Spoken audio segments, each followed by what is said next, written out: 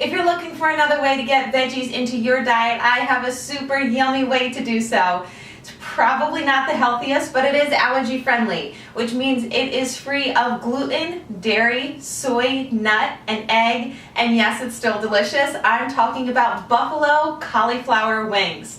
So let's get started. I have a baking sheet here that is lined and greased with coconut oil. I have the cauliflower florets here, and then this is our batter. So in the batter, I have 1 cup of cassava flour. Cassava flour is actually a root vegetable, so it is gluten and grain-free. You can find it in your in the baking aisle of most grocery stores there. In here is also 1 cup of coconut milk. You can use any nut milk, so it's dairy-free. I chose to use coconut milk in here. And then I also have some seasoning. So I have not only some sea salt, but I also have some garlic powder. So this is going to be our batter here. And then in this bowl here, I have gluten-free breadcrumbs. You can most often find them in the gluten-free aisle of your grocery store. So I'm just going to stir this up here, make sure that it is all well blended so we have a good healthy batter for us.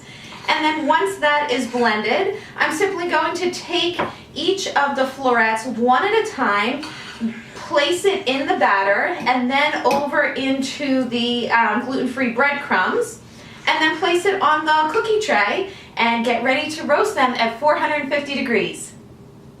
So now I'm going to take a floret here and simply roll it in the batter, make sure that it gets some good coating on it. Once it is coated, then I am going to transfer it over to the gluten-free breadcrumbs. Roll it around in that and then place it on the baking sheet. So you're doing these one at a time here.